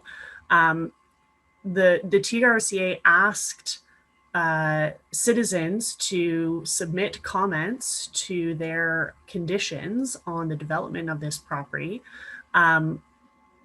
ENAP wrote a letter and we got tons of people to flood the TRCA, and you can see all of the submissions. Those submissions were summarized into a single slide that was presented to the TRCA board. I know because my husband painstakingly watched all of those proceedings that day with just as much nerves as Steve had, I'm sure. And, you know, so the TRCA's voice is stifled, citizens' voices are stifled. This is not what democracy looks like. And so I take Mike's point very well in that, yeah, there is very little power out there for the average person. Thank you very much, Lee. Mike, we're actually gonna move on unless you have a brief comment there, because we have a couple other questions. Just a very brief comment back. Okay. Steve, I think you said it all when you said that the MZO is not needed. It's not needed at all. So why worry about it? And I say that back to the city of Pickering. Why vehemently insist that the MZO remain as a partial revocation? It's goes back to matter of trust. Thank you. That's a great, you know what, that's a great question, Mike, and that is something that we touched on in our presentation, as you noticed, because the Mississaugas are also concerned about that. So I would love to come back to that after we talked to Catherine, and there were a couple other questions that were asked during the presentation, but that's a very good point. So if we have time, we will absolutely come back to that. We're trying to keep this short as possible, which in case anyone has to leave. So we have 2 to 3 more questions that we're hoping to get in. And after that, anyone who is still comfortable staying open discussion is more than welcome to do so. There's no absolute time limit here. I am going to move on to Catherine. You've been waiting patiently, and I appreciate that, Catherine. This goes very nicely off of what Lee was just saying now about living in a democracy and not seeming to still have it. Okay, so I will tell you what she had asked during the presentation, and as she types, we might be able to expand upon it, because I think, yeah, she has a lot more to say than what she just asked me. And unfortunately, we can't hear you, which is a shame, but she asked along the lines anyway of, if the Conservatives have a majority, what is the best way to oppose them? And anyone on the panel is welcome to answer that, or our host or sub-host or anything. So would anyone like to speak to that question? Does someone else want to go? Okay. So we need to vote them out of office. We were very surprised that we won this battle, only because they have a majority and they can really do whatever they want. So that is to say that we shamed them so badly that they actually responded to some level of consciousness or morality. I think what really happened though was that we, when Amazon pulled out, that's what unraveled all of this. And so I don't even really chalk this win up to putting pressure on the provincial government. I really chalk it up to putting pressure on industry. They seem more movable than the provincial government does right now, which is absolutely atrocious. that that is the fact. But that's my take on it. Happy to hear other views. Okay, Kathy has extended her question in the chat, but does anyone else want to speak to that before I extend on it? Joanne would like to. Well, this question is actually for you, Joanne. So I'll let you speak to what you're about to say, and if you don't cover it, we'll extend on that. Okay. I just wanted to add to what Lee said. She's absolutely right. There's a provincial election coming up very shortly, and we need to be vigilant about that and just make sure they don't get voted back in.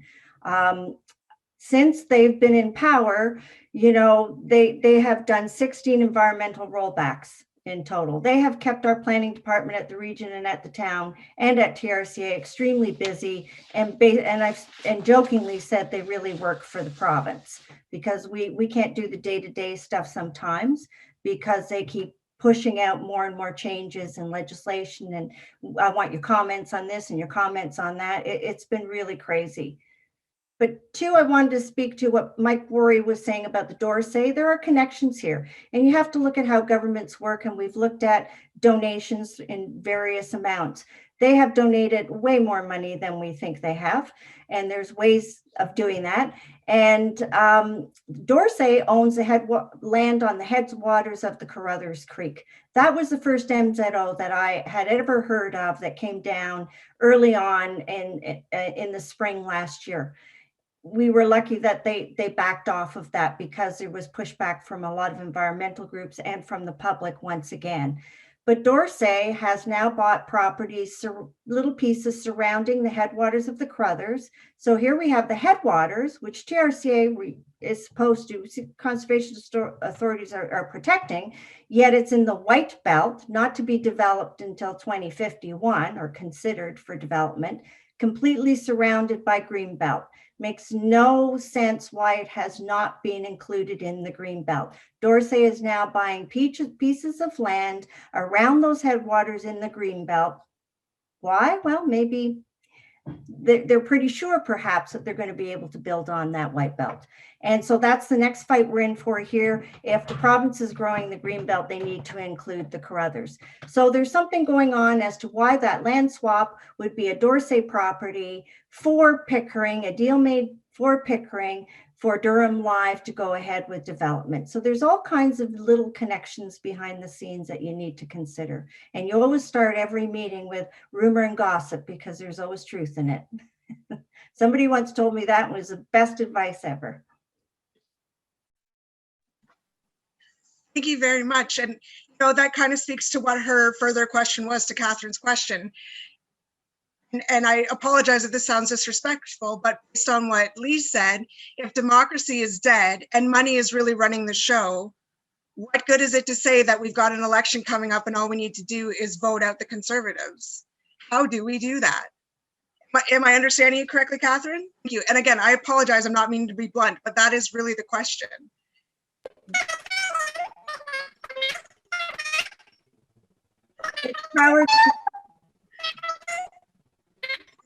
Your microphone unfortunately still is not working, Catherine. I'm gonna need you to type anything you have to say, unfortunately. Okay, does anyone want to speak to that? Municipal council, or is that an inappropriate? Ben, thank you. Just again, you've seen here firsthand what I call power to the people. That's an old saying. But it really was exceptional what everybody did collectively and how the province did a very hasty retreat, and it was a very happy day, I have to say, and yet put us through the whole, at TRCA, put us through the whole boreholing permit that we had to do, which was stressful, and then go into a hearing, which was incredibly stressful.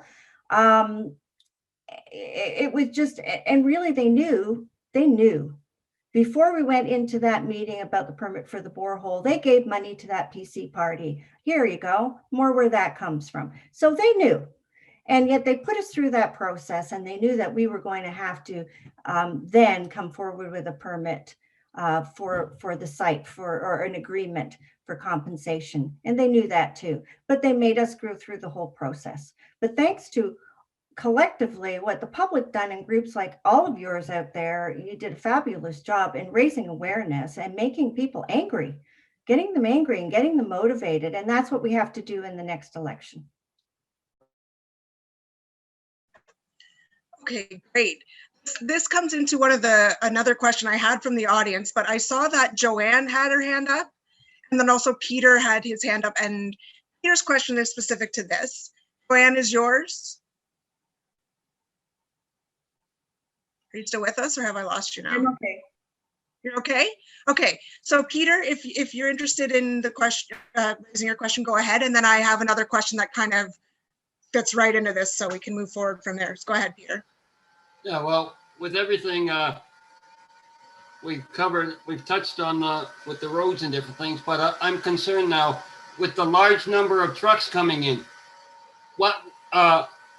And it's been pushed many times to reopen the Pickering Airport as a commercial airport rather than just a private one. And having said that, having a lot of commercial jets come in there, cargo planes primarily, and then we got a lot more pollution that further expands the footprint on the protected lands, and the carbon and the noise pollution will be phenomenal, and it opens a wide range of stuff that I'm concerned about, with the trucks then traveling to the rural areas more than the highway, and what that will do to things.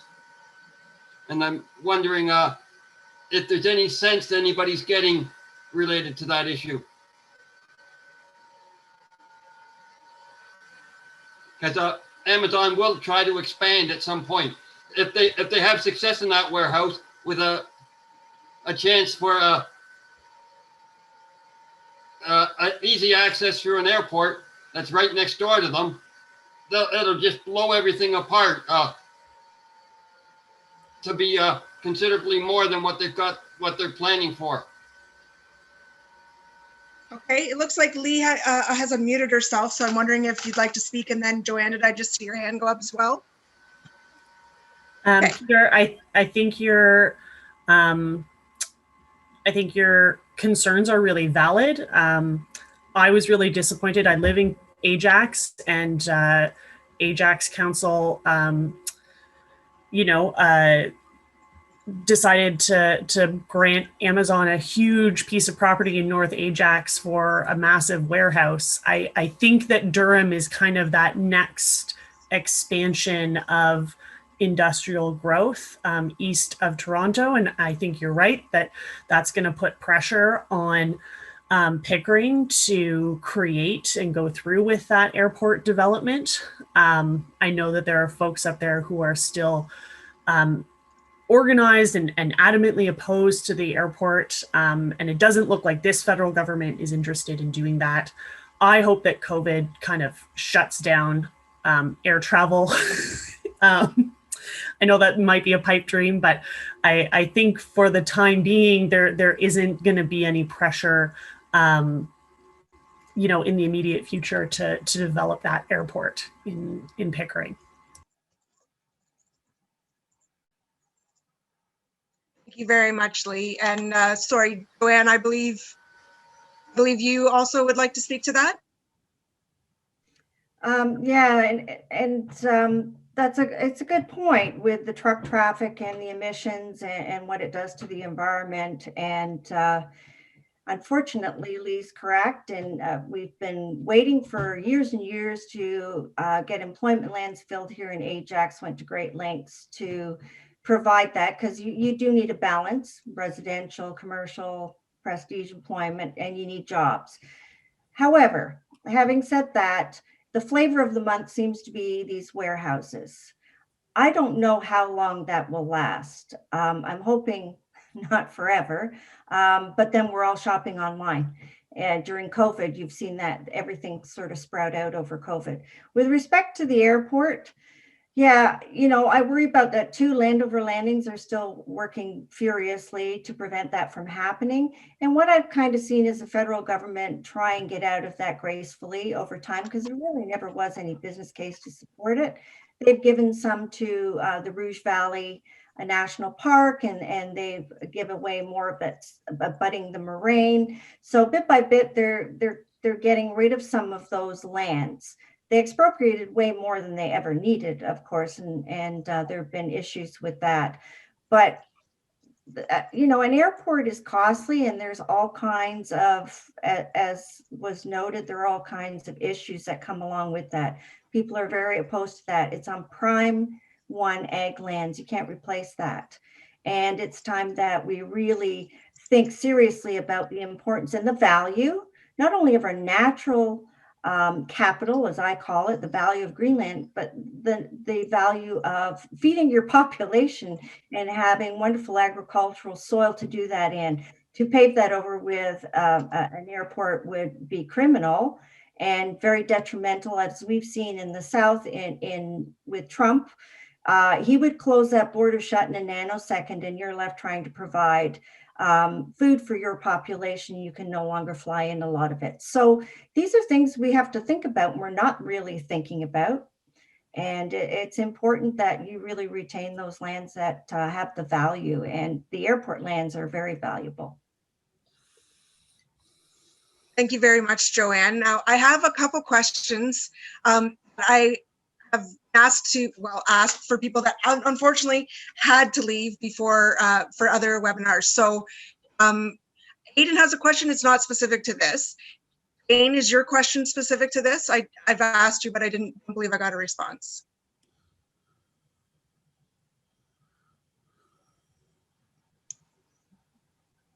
Who are you talking to? Aiden. Sorry? Sorry, Stephanie, you asked Jane that question, right? I did, yes. Oh, sorry. Mine was about the MZO and the partial MZO. Okay, beautiful. We are absolutely coming back to that because I think all three of you have questions about that. So no, Mike, this is specific to this. Okay. I'm comfortable with you speaking again now, Mike, but then we're gonna move forward just because there are a few other people that haven't had a chance to speak, but then we'll come back to you later on. Are you comfortable with that? Sure. I don't have a very good short memory, but go ahead. Okay, no problem. Is this question with you have your hand up for specific to what was just being talked about? Yes. Okay, you go ahead with that, and then I'm gonna cycle on to the next one, okay? Yeah, I didn't want to say too much. I've been a member of Landover Landings for 25 years now, so I'm well versed in the airport situation. Okay, one thing I wanted to say about what we've discussed in this so far is it's important to look at the end user that's going to be done, and it is because of the end user, in this case being Amazon, who had just 2 weeks prior to the announcement coming out, had announced a $10 billion investment into bettering their image on the environment. So if you can find the end user and what their plans are, that's one thing. Very good. And one of the other question is federal government. The federal government has a role within these wetlands in that the treaty signed with the indigenous people of the area is a federal treaty. And I talked to Mr. Holland and also to Jennifer O'Connell and asked them to get involved in this because of that. They seem to want to back out of it because they don't want to get involved with telling the province of Ontario what to do. That's my take of it in the whole situation. But we need to, as a group, whenever the federal government is involved in it, you need to also pressure them. Do not forget about them because they can come in and say, hey, this treaty was signed by us. It's a federal jurisdiction, and we wish to keep what it says in the treaty being viable. And that's so. Don't forget them, and also the end user, like I say. Thank you. No, actually, that's awesome, Mike, because that segues right into what I was about to ask. And I forget his name now, which is unfortunate. Stan had asked us earlier before he had to leave. And the federal government overrule provincial MZOs. Does the federal government have any say in these situations that we're dealing with right now? And anyone is welcome to answer that question. Panelists or Don or Alex, hosts, whatever you're comfortable with. Not to my knowledge, they don't. Not to your knowledge? No. Yeah, not That's to my, my knowledge. yeah, that's my understanding as well. Sorry, didn't mean More to of a interrupt you there. provincial responsibility. Now there's federal legislation regarding the environment, and depending on how that evolves, it may or may not override certain things that could happen under an MZO, but like the Migratory Birds Convention Act, for example, but it certainly wouldn't override the MZO directly. It may affect how that MZO could be implemented or when it could be implemented. Yeah, national legislation around migratory birds and species at risk.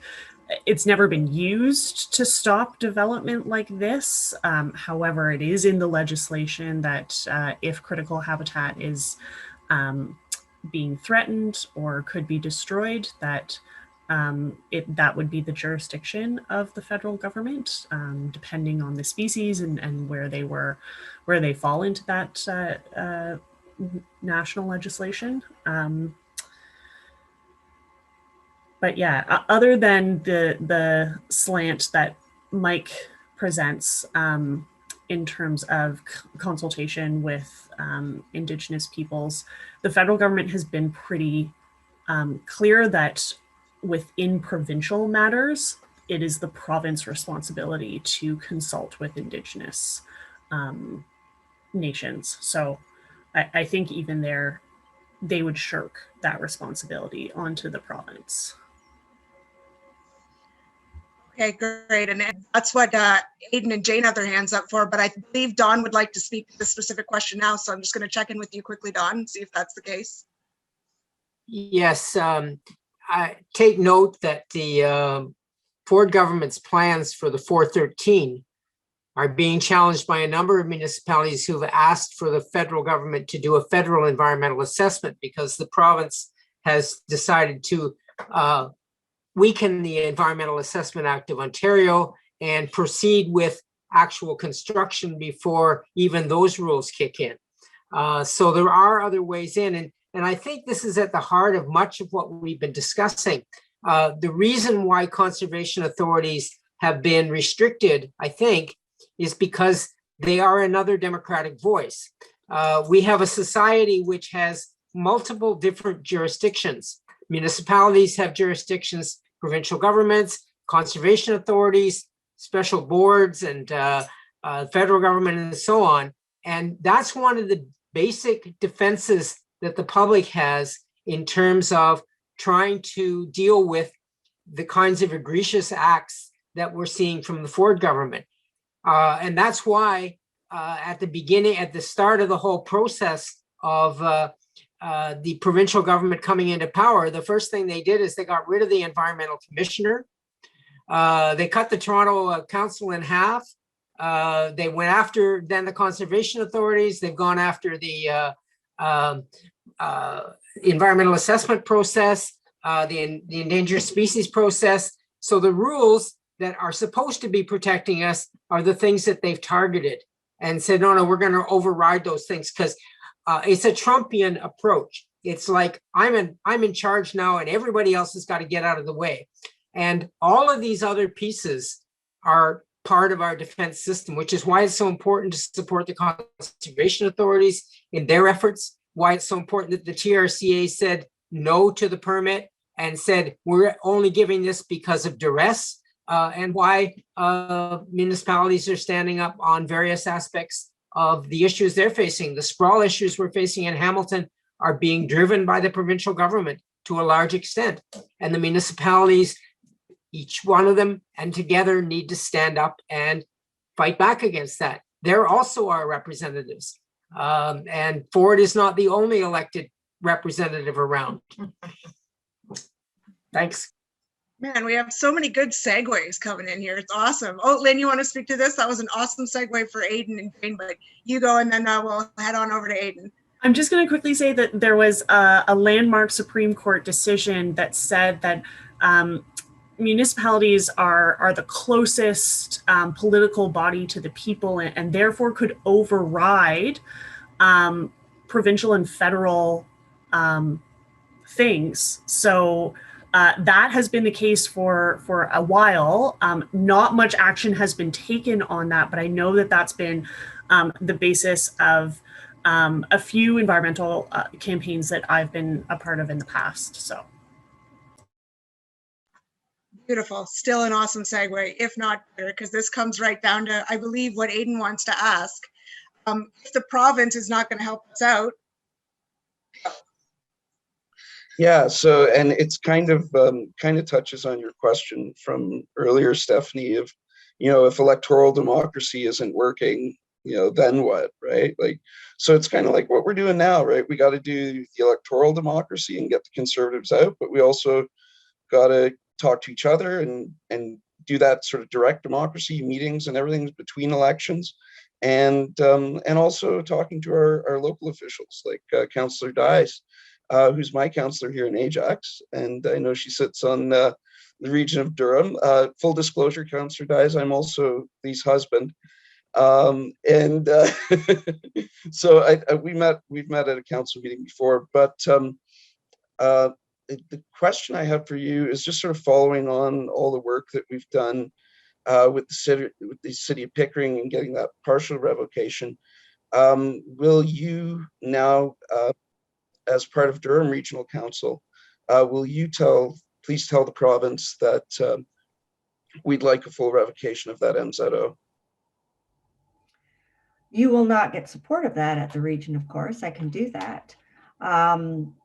As you know, this has been this has been months and months, and I've been sort of in the thick of all the underlying issues and goings on, which has been really challenging.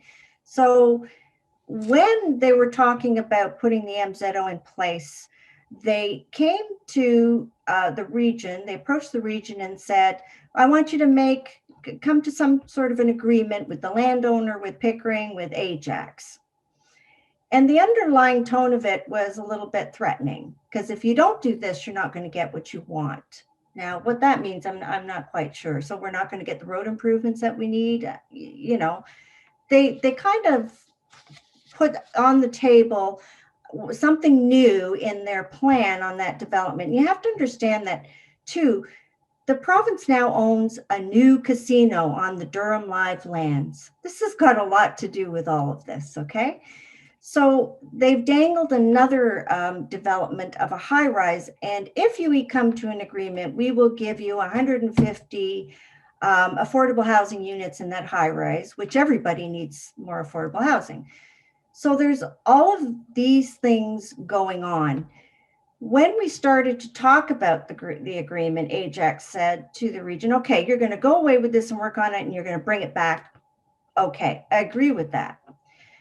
Before it even came back, because we knew I was not agreeing with it. I'm not going to do the MZO, and I'm not going to enter into an agreement when there's so many questionable things going on, and I don't understand why. So we decided that we would not support this agreement. There were some real challenges. And then, of course, Pickering found out about the Annandale lands and felt there was a competition there. So that public piece that went out was a bit of a negative piece for Ajax, because it was part of that we're going to get you kind of thing.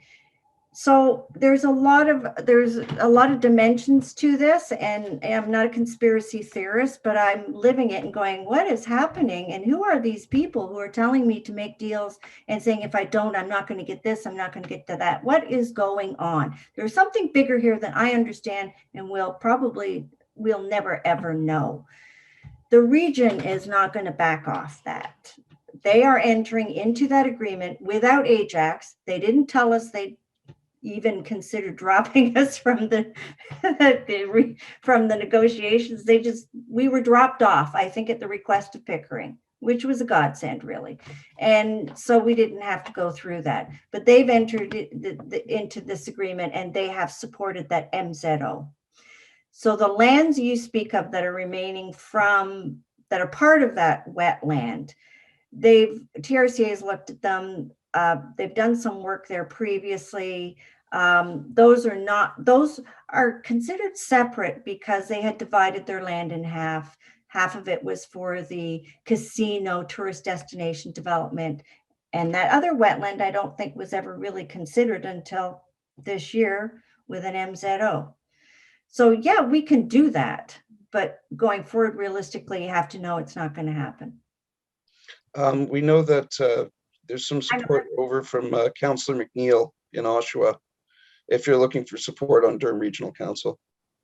That's good to know. I appreciate that. Thank you. And I don't mean to be negative, because you've proven the province wrong already. And I would hope that would, you'd be successful there and you can keep going.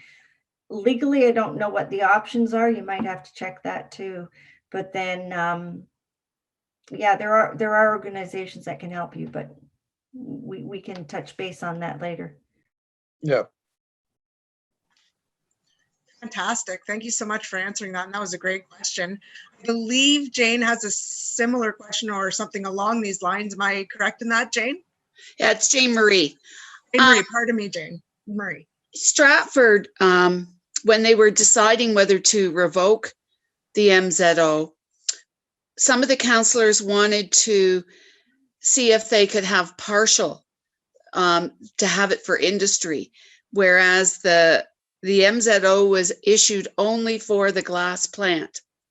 So it was something that the government wanted to have there, and a number of requests went by until the glass plant was the only thing for that land. Then it finally went through and they got their MZO. But if the MZO just had the one thing, then you have to revoke it. But they wanted to try to get it amended, and it ended up failing. But one of the things that we did is we sent out a flyer, and we asked for a pledge for those councillors who voted no, that they wanted to keep the MZO, or they wanted to go ahead with it, that we wouldn't vote for them the next time. So that's sort of municipal, and trying to get them to realize how strong we were about it. We talked to the councillors, we went to the provincial government, and because of the issues we had, we were able to go to the federal government as well, because there was the Chinese problem there. There was Invest Canada was involved with it, the environment. There were so many issues, and so I want to get you to think about what other issues can you involve, and try to get other government bodies involved. When I wrote the Prime Minister, it was like I said, I feel like I'm living in undemocratic country. I might as well be living in China, because the public has no say. And it's just getting them to realize, how you're feeling, and where are they going to take it from there. I caution you about the next election. I was talking to someone who was a former politician, and she said Ford's the